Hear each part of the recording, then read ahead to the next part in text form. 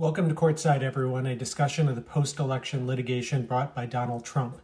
It's day 33 after the election. It's Sunday, so that means yet another Sunday that Joe Biden is the president-elect. But not notably in the mind of one Donald Trump.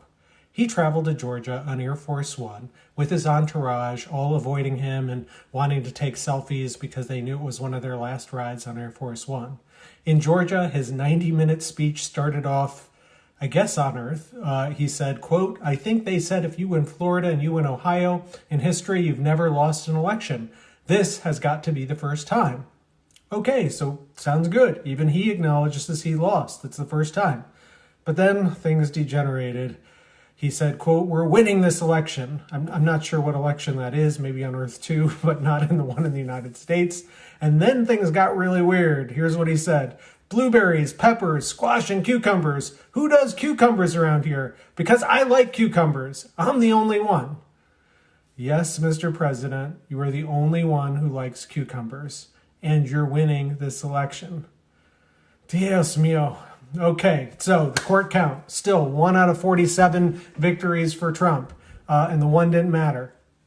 It's Sunday, so the courts are closed. But there's a little action happening. So first of all, the safe harbor deadline is approaching. We've talked about that before. That's on December 8th. And Biden has 288 votes, which is over the 270 vote threshold right now. We have New Jersey and Hawaii still outstanding. They haven't certified yet. But on December 8th, Congress is going to accept these results as final. And then on December 14th, the Electoral College will meet to submit their votes. So really the big action today, there's only really one thing that happened, and it's in the U.S. Supreme Court. So you may remember that big case out of Pennsylvania, the Pennsylvania Supreme Court, where Trump allies tried to get the entire Pennsylvania election decertified and all of its electors because, gasp, they allowed for mail-in voting. Well, that went nowhere. And so the Trumpistas went on an emergency application to the U.S. Supreme Court. Now, I want to pause here. Here's your moment of civics so I can just make sure everyone understands how a case gets to the Supreme Court. Here's how it doesn't get to the Supreme Court. Donald Trump said, we're going to file a case in the Supreme Court before. You can't do that. You've got to go through two different paths. One is a path in federal court. So you go first to federal trial court and then the Federal Court of Appeals, and there are 12 regional courts of appeals. And then after that, you can ask the Supreme Court to hear your case with something called certiorari. And that's saying, hey, Supreme Court, hear my case. They get about 10,000 of those requests a year, and the Supreme Court only hears about 65. So very hard. Or you can go and bring your challenge in state trial court, in the local trial court, and then you bring it up to the state appeals court, then to the state Supreme Court. And then you can ask for certiorari. You can ask the U.S. Supreme Court to hear the case. But there's a big hitch. Under our federal system, the U.S. Supreme Court is the master of federal law. State Supreme Courts are the master of their own laws. So the U.S. Supreme Court can't go and say, hey, Pennsylvania law means X or Y.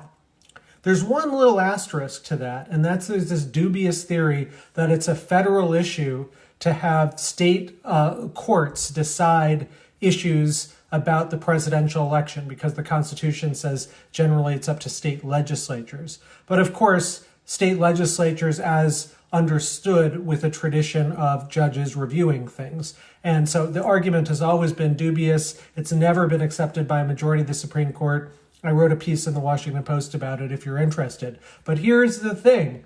This case in the U.S. Supreme Court from Pennsylvania doesn't even make that argument. If anything, it actually says the state legislature was wrong to allow mail-in voting.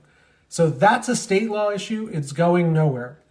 But in any event, Justice Alito did move the deadline up one day. They were supposed to respond on Wednesday, and Justice Alito changed it to Tuesday. And so I know there's a lot of stuff out there and people concerned, oh, that means the U.S. Supreme Court's going to get involved. I don't think so. I think it was just to make sure that the case was briefed before the safe harbor deadline. Obviously, anything can happen, but this case is about as weak as one could imagine. Other litigation is continuing. It's not looking good for Trump anywhere else. Everything looks kind of like the Pennsylvania Supreme Court. In the Sidney Powell, Georgia case, Georgia filed its brief today, and I have to read this to you. This is how the state of Georgia filed their brief against the Trump allies. Quote, much like the mythological Kraken monster after which plaintiffs have named this lawsuit, their claims of election fraud and malfeasance belong more to the Kraken's realm of myth than they do to reality. And on a serious note, Mayor Rudy Giuliani has been diagnosed with coronavirus. And look, I've given him as hard a time as anyone because I think his legal arguments are frivolous and executed with just about as much skill as they have merit. But this isn't the time for that. I know all of you join me in wishing Mayor Giuliani a speedy recovery. I'll see you tomorrow.